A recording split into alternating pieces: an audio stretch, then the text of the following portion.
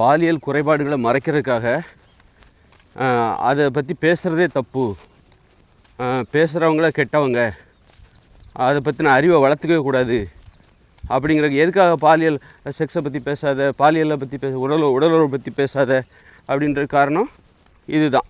இந்த பாலியல் குறைபாடுகளை மறைக்கணும், தெரிஞ்சிடக்கூடாது, விவரம் வந்துடக்கூடாது, நம்மக்கிட்ட குறைபாடு இதெல்லாம் ஒரு குறைபாடுங்கிறதே தெரிஞ்சிடக்கூடாது. பாலியல் குறைபாடு நிறைய இருக்கும். என்னென்னா இப்போ வந்து ஆண்களுக்கு ஆண்மை குறைபாடு இருக்கும், பெண்களுக்கும் பெண்மை குறைபாடு இருக்கும். அப்புறம் வந்து ஆண் குறியில் வந்து வளர்ச்சி, நீட்டம், குட்டை எல்லாமே இருக்குது, வளர்ச்சி குறைபாடு எல்லாமே இருக்குது. அப்படி இருக்கும்போது அதற்கு பொருத்தமானவங்களை கல்யாணம் பண்ணிக்கணும். அது குறைபாடாக நீ ஏன் உணர்ற? இப்போ ஒரு ஆண் குறி ஒருத்தனுக்கு சின்னதாக இருக்குன்னா அதுபோல் ஒரு சின்னதாக இருக்கிற ஒரு பெண்ணை திருமணம் செய்து கொள்ள வேண்டும். குறி வளர்ச்சி குறைவாக இருக்கிற அதான் பொருத்தமான திருமணம். அப்போ இவங்க முரணாக வந்து பெற்றவங்க பார்த்து கல்யாணம் பண்ணி வைக்கிறதுனால முரண்பாடுடைய குறிகளோடு, அதாவது பொருத்தமில்லாத குறிகளோடு உடையவர்கள் திருமணம் செய்து கொள்கிறார்கள். திருமணத்தை ஆடம்பரமாக நடத்துகிறாங்க.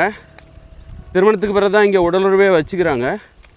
அப்போது அந்த உடலுறவு வைத்து கொள்ளும்போது அந்த குறைபாடு தெரிய வரும்போது இவங்க அந்த திருமணத்தை மீறி இந்த திருமணம் வேண்டான்ட்டு போக முடியாது. ஏன்னா இவங்க திருமணத்தை ரொம்ப ஆடம்பரமாக நடத்துகிறாங்க.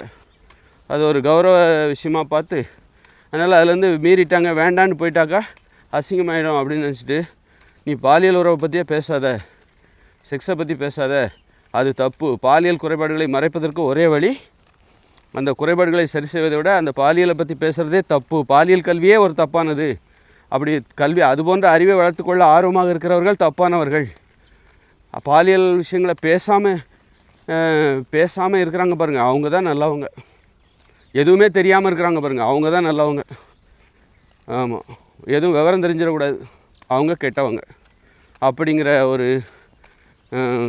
ஒரு கருத்து இதனால் தான் நிலவுகிறது.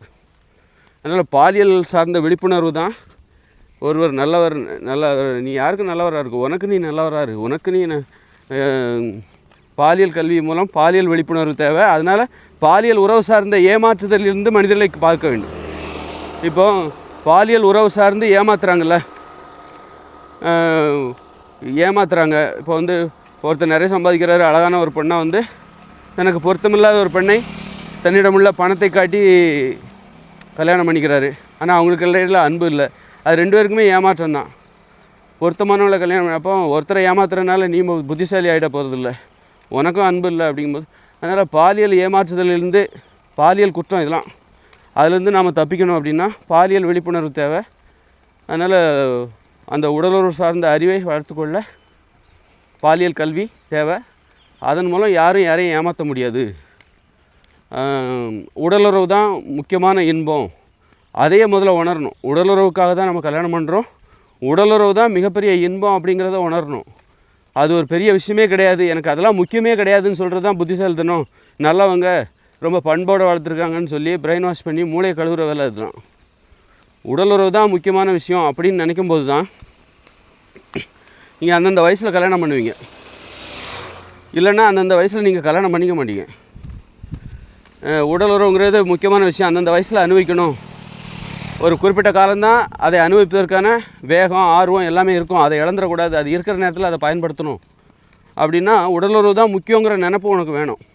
அது முக்கியம் இல்லைங்கும்போது தான் நீ தனியாக கூட வாழ நீ தயாராகிடுவேன். அதெல்லாம் ஒரு விஷயமே கிடையாது, எனக்கெல்லாம் அந்த ஆர்வமே இல்லைப்பா, நான் ரொம்ப நல்லவ அப்படின்னு சொல்லிட்டு உடலுறவு தனியாக கூட அவங்க வாழ்ந்துருவாங்க. துணைங்கிறது தெரியாது, ஏமாற்றப்படுவார்கள்.